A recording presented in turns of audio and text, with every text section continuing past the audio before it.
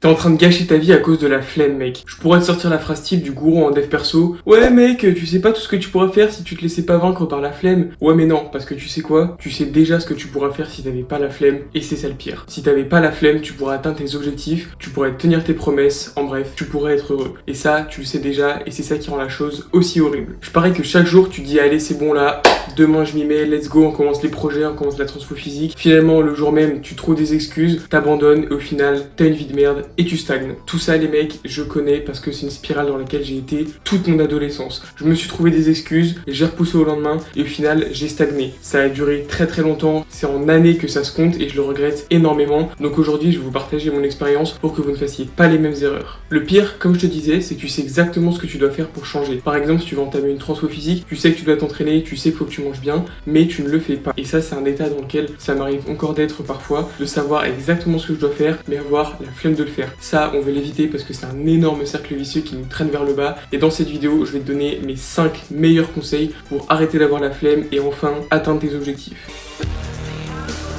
Memento mori en latin, c'est une expression qui signifie « souviens-toi que tu vas mourir ». Personnellement, c'est une idée qui est forcément pas super réjouissante, mais en fait, quand on y pense, c'est plutôt positif. Avoir conscience de sa propre mort, c'est avant tout accepter les difficultés de la vie. La vie, elle est pas facile, elle est ce qu'elle est, mais on vit. On n'a pas le choix. Mais également, on meurt. Que ce soit dans 50 ans ou cet après-midi, on va tous mourir. Par conséquent, avoir ça à l'esprit, qu'est-ce que ça donne? Ça donne tout simplement une beauté à la vie. Ça lui confère une rareté, et c'est pour ça qu'on n'a pas le temps, les mecs. Il faut qu'on bosse parce que la vie, elle est courte, la vie, elle est dure, mais la vie, elle est. Et la mort aussi, elle est. Donc, on n'a pas le temps, les mecs. Il faut travailler maintenant, ne pas avoir la flemme. Perso, moi, quand je suis vraiment pas motivé et tout, je me dis, mais mec, imagine si tu mourais demain et que toute ta vie, t'avais passé ton temps à repousser ce que tu devais faire. Ça veut dire que le jour de ta mort, peu importe que tu sois jeune, adulte ou vieux, t'auras pas fait. Et il y a un truc qui est très important dans la vie, les gars. On s'en fout des excuses. Il y a que les résultats qui comptent. Vous croyez que les mecs qui ont du succès, on les connaît pourquoi? On les connaît pour leurs résultats. Il y a plein de gens qui ont fait des choses mais qui n'ont pas réussi. Et bizarrement, eux, c'est silence complet. On connaît aucun mec successful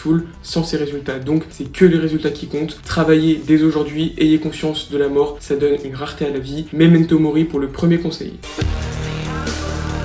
Ensuite, se défaire de l'identité de flemmard. L'identité, les gars, c'est ce qui nous caractérise au plus profond. Si on s'identifie au flemmard, on va faire que les actions de flemmard. Ça, c'est James Clear qui nous le dit dans le livre Atomic Habits. Il nous explique que l'identité, c'est ce qui influence au plus profond de notre être nos habitudes. Par conséquent, comme je te l'expliquais, si tu t'identifies à un flemmard, et je suis sûr que tu le fais, quand tu parles à des potes, tu dis ouais, mais moi, de toute façon, je suis un flemmard. Forcément, dans tes actions, tu vas agir comme un flemmard. Tu vas repousser au lendemain, tu vas trouver des excuses, en bref, tu fais de la merde. Change ton identité. Vois-toi plutôt comme un mec ambitieux, mais qui a du mal et qui se pose des questions. La preuve voilà, t'es sur cette vidéo, donc tu vois que t'es pas si flemmard que ça. Change ton identité au plus profond. Vois-toi comme quelqu'un d'ambitieux qui se donne les moyens de réussir et tu verras que rien que dans tes actions, tu seras beaucoup plus motivé. Perso, ce que j'essaie de me dire quand je me sens un peu comme un flemmard ou comme un mec pas motivé, c'est tout simplement de switch, de me dire non mec, t'es un gars ambitieux, la preuve en est, tu lis des livres, t'essaies de trouver des réponses à tes questions, t'es ambitieux, tu cherches des réponses et tout. Tout simplement, fonce mec. Et là, bizarrement, dans les actions, tout change. J'ai plus du tout le même manque de déter et l'espèce d'attitude molle qui nous empêche tous d'avancer, donc change ton identité. Passe du mec flemmard au mec ambitieux qui galère, ça changera grandement ta motivation. Ensuite, troisième conseil les gars, reprenez votre contrôle sur votre attention. Malheureusement, on vit à l'ère TikTok et en fait c'est pour le meilleur et pour le pire. TikTok c'est une mine d'informations, on peut apprendre énormément de choses, on peut se divertir, mais c'est aussi pour le pire parce que ça nous use notre temps et notre attention alors que c'est des ressources qui nous sont super précieuses. Quand je vous dis reprenez le contrôle sur votre attention, quand vous êtes avec des potes, vous regardez votre téléphone par exemple. Tous ces moments-là, c'est des moments où on n'a pas notre attention qui est pleine et ça c'est à cause des distractions de réseaux sociaux, du téléphone ou de la télé. Et ça c'est très grave parce que du coup, quand vous devez taffer, par exemple sur un projet 1 heure devant l'ordi ou que vous devez faire une séance de sport, votre cerveau il n'est pas habitué à avoir une attention sur une tâche particulière. Le fait du coup d'avoir l'habitude d'être tout le temps distrait, forcément quand vous faites une tâche qui est moins cool à faire, vous avez la flemme, vous trouvez une excuse et vous ne la faites pas. Reprenez le contrôle sur votre attention, supprimez TikTok, supprimez Instagram, faites ça juste 24 heures. Sur ces 24 heures, vous allez voir que vous allez être beaucoup plus productif, vous allez vraiment avoir plus de patates et plus de déter dans vos projets, donc supprimez ces applications.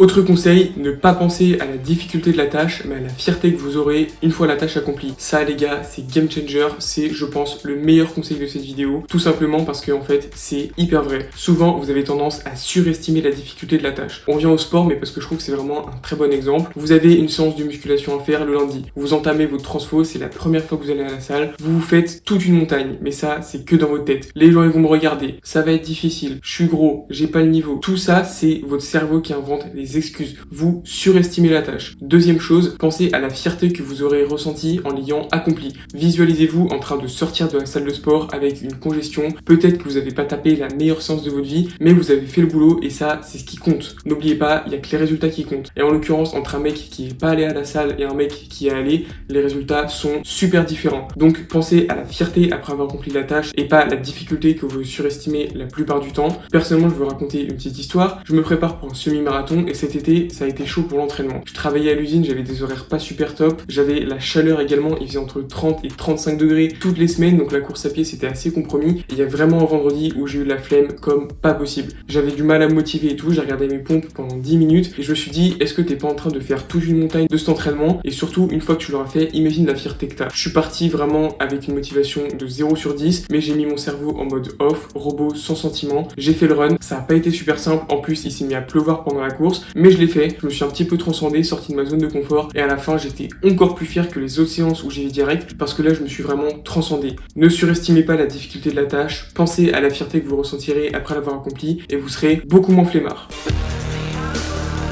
Enfin, dernier et cinquième conseil, plutôt cinquième et dernier conseil, commencez avec un petit rythme. Je sais, c'est pas ce qu'on vous conseille. On vous conseille de commencer comme un bourrin, de faire un plan d'action, 500 habitudes, machin, vous allez pas tenir. Je vous le dis tout de suite, peut-être que vous l'avez déjà expérimenté, moi ça m'est arrivé je sais pas combien de fois, de me lancer dans un projet, de faire 500 habitudes, là, tac, tac, tac, je fais ci, ça. Non, le rythme il est trop élevé, tu vas pas tenir, tu vas être frustré et ça va partir en couille. Commence petit, fais-toi un plan d'action avec des petites habitudes, tiens plusieurs semaines et une fois que tu vois que tu tiens, là commence à augmenter la difficulté. Je préfère que tu sois bon tout le temps qu'excellent de temps en temps. Ne sous-estime pas l'effet cumulé, c'est très important, il faut que tu sois discipliné dans le temps. Vaut mieux des petites habitudes tout le temps que de super habitudes de temps en temps. Pour la conclusion de cette vidéo les gars, qu'est-ce que j'ai à vous dire? Tout simplement, sortez-vous les doigts du cul, memento mori, rappelez-vous que vous n'êtes pas éternel. Souvent, vous avez tendance à surestimer la difficulté des tâches et à ne pas penser à la récompense une fois que vous les aurez finies.